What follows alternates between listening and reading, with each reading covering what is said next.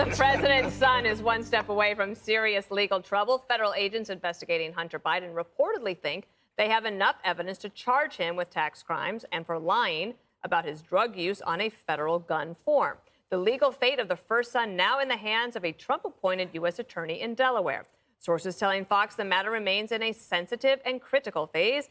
The feds appear to be closing in after a 4-year investigation, which started over Hunter Biden's foreign business dealings. Hunter Biden's lawyers not denying the story and instead taking issue on the leak, saying this: it is a federal felony. It's felony for a federal agent to leak information about a grand jury investigation such as this one. Any agent you cite as a source in your article apparently has committed such a felony. We expect the Department of Justice will diligently investigate and prosecute such bad actors. Judge, take us through it. What's going on? Oh, I love it. They want the Department of Justice to diligently investigate that leak. Gee, what happened to that leak of the Supreme Court decision, that Dobbs decision? I haven't heard a word about that. Okay, let's get back to what we're doing here with Hunter Biden. They started this investigation in 2018. It's been 4 years. We know already that the grand jury concluded in the middle of the summer. Now, did they vote a true bill or did they not vote a true bill? Is there an indictment or is there not an indictment? In order to indict someone like the son of a president, you've got to get the permission of the Deputy Attorney General. That is Lisa Monaco, I understand. And Merrick Garland, everybody. Don't let anybody fool you. There's no wall there. Merrick Garland is making the call here.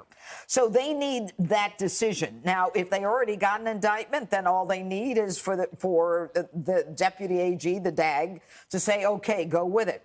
But then we're within 60 to 90 days of an election, and you're really not supposed to indict anyone where it might impact an election. Sure, he's not the candidate, but he's the son of a candidate, so that would apply as well. Now, they're talking about indicting him on tax crimes and making a false statement. Are you kidding? Number one, lying on that application for the pistol permit, that's a given. That is absolutely a given. What about criminal possession of a weapon? We've got enough pictures of him possessing that weapon while he's naked and various stages of being clothed and not clothed. So we've got a few more charges there. Tax crimes, plural, hopefully. What about Foreign Agent Registration Act? This kid was going through Europe with a vacuum cleaner, sucking up money in a pay-to-play for the United States. And Joe, of course, is the big guy that Tony Bobulinski has come out and said, gee, the feds came and talked to me, but they never came back. Now, let's talk about the fact that if they didn't vote that indictment yet, and if they have to get permission, they can bring back another grand jury or bring this grand jury back in. But his attorney says, well, even though the federal agents say that they have enough, it's not just the federal agents who decide. Well, gee, that's what happened with Hillary Clinton, isn't it? The FBI decided, but that wasn't right either. But here we've got them saying that the evidence is being provided by the defense that should be included as well. What is this, a trial or is this a grand jury? You indict based upon evidence and you go forward. Don't talk to me about defense evidence. And finally, what about this Tim Thibault, who Senator Chuck Grassley talked about suppressing evidence, and the whistleblowers came out and said they ended that investigation. So you've got all kinds of other charges. The timing is very unusual. Is anyone going to look at the paintings and whether or not that was a problem? That is something that should be looked into. There's a lot more to this than just a tax charge and the lying on an application. Okay, you mentioned Bobulinski. He was on Tucker's show this week. He was talking about his interactions with the FBI. Let's just look at that quickly. Would you speak to the FBI again? I'd be happy to. At any time? At any time. Not just the FBI, the U.S. Attorney. I mean, these facts are extensive, well-documented, easily verified, metadata, multiple sources saying the same thing. Zero chance that this has anything to do with Russia or disinformation. So we've heard repeatedly accounts that there is or was a grand jury impaneled in Delaware. Yeah. What do you know about that? I know one thing. I haven't been called in front of them. That's amazing. Right. I think that, Jesse, that's what I was going to ask you about, that here you have somebody who has a lot of information. He was willing to talk to them, but they didn't even call. They're trying to contain it, but you can't contain what's going on with the Biden family. It's just too big. And it's no coincidence that this report comes out days after Tony B goes on Tucker Carlson and blows the whole thing wide open again. My source tells me that Hunter Biden rejected a pretty sweet plea deal, and they were going to have him plead no prison time, a couple $1 million in fines, and he turned it down. That was a bad idea because now I'm hearing it's about $15 million in fines, and they're throwing more felonies that he has to plead to. We're hearing about whistleblowers that are coming out in the FBI. We're hearing about possible more whistleblowers who know and have done business with the Biden family, possibly coming out publicly. When the Republicans take the House, who's it going to be? Jim Jordan, one of these guys is going to have the gavel, and they're going to be calling associates of the Biden family to testify under oath on live television. They will be subpoenaing Treasury records that show these suspicious wire transfers from China and Russia and God knows where. They're not going to be able to stop that. CNN, MSNBC, they haven't seen this evidence, but you're going to have Tony B. You're going to have more people coming out under oath, answering questions. This is not a Hunter story. This is a Joe Biden story. The House of Cards could fall if they keep the pressure on. Think about this. If you follow the evidence to where this is going, Joe Biden's a traitor because Joe Biden was going to be the front man for China's Belt and Road Initiative. China's Belt and Road Initiative was the biggest challenge to United States supremacy we've ever had.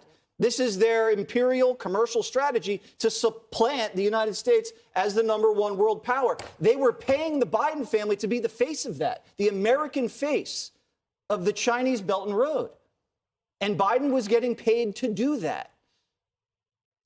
So I don't see how you can keep this under wraps for that much longer. And this might be the perfect excuse for the Democrats to say, hey, Joe, we don't want you to run anymore. Here's a good excuse why you're not going to. One of the things that they say on the Democratic side about Trump is that on the Mar-a-Lago raid is that no one is above the law. Well, does that work this way, too? God, I wish I had like Hunter's power. Like nobody I know could get away with all of this for so long.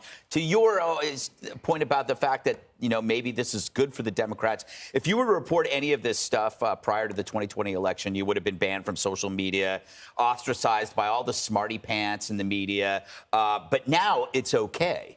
Right. And I think it's because they realized the cabal to bury this story worked. They got Joe elected, and now they can use the story to bury Joe. So I don't think there isn't an urgency or rush to stop this story because, you know what, if it does the work that they want it to do, which is to get Joe off the stage, then actually it's going to work for them. I think, however, before we discuss any more of this, we should run it by the exact same 50 intel agents to find out if this is actually more Russian disinfo. And I just think that it's weird. You know, for me, I'm so jaded by the Hunter Biden stuff that I can't even tell what's a big deal anymore. Like, is this the big deal? Is it not the big deal? I think that's another success of the media is that if the Biden stuff had come out in one big chunk, it would have been staggering beyond any scandal. I mean, that collusion, the influence peddling, the drugs, the hookers, the guns, it's a massive story. But it kind of like dripped out. It was diluted by time. So now it's kind of like a daily comic strip. And it's like, oh, yeah, that guy. We don't even report on it as much. But I think that, like, I do believe that if Congress is won by the Republicans, they definitely have to do hearings. And I bet that they call up those intel people one by as one. well. Harold, let's give you the last word. You have the floor. So if the reporting is accurate, which you have to believe that a lot of this is, particularly, Dana, since you said Hunter's lawyers have not refuted any of this or not responded, it sounds like Hunter Biden will be subjected to the American legal process. He knows as well as anyone, he's a graduate of one of the great law schools in this country, Yale Law School, that no one's above the law, and he'll have to face whatever it is he has to face. I don't have a whole lot to say other than the reporting is what it is. And I've always said any time this investigation under him started, I believe, under President Trump. And now it looks as if it may conclude in an indictment. I'd say one last thing. I don't take any glee in anyone who has misfortune or has a fall. He's written about this episode in his life, talked about the addictions to drugs and alcohol. I'm blessed to not have those addictions, and we're all blessed to not have those kinds of addictions. That's no excuse for it. But I wish him and his family the best, and he'll have to face these consequences. I want to say one more thing. It clearly is no excuse. It's no defense. But let me make one thing perfectly clear. There are people in this country who have served time in federal prison when they have actually paid their taxes back. And the fact that this man was offered a plea bargain with no jail time means he's already getting this sweet deal when other people have not. Hey, Sean Hannity here. Hey, click here to subscribe to Fox News YouTube page and catch our hottest interviews and most compelling analysis. You will not get it anywhere else.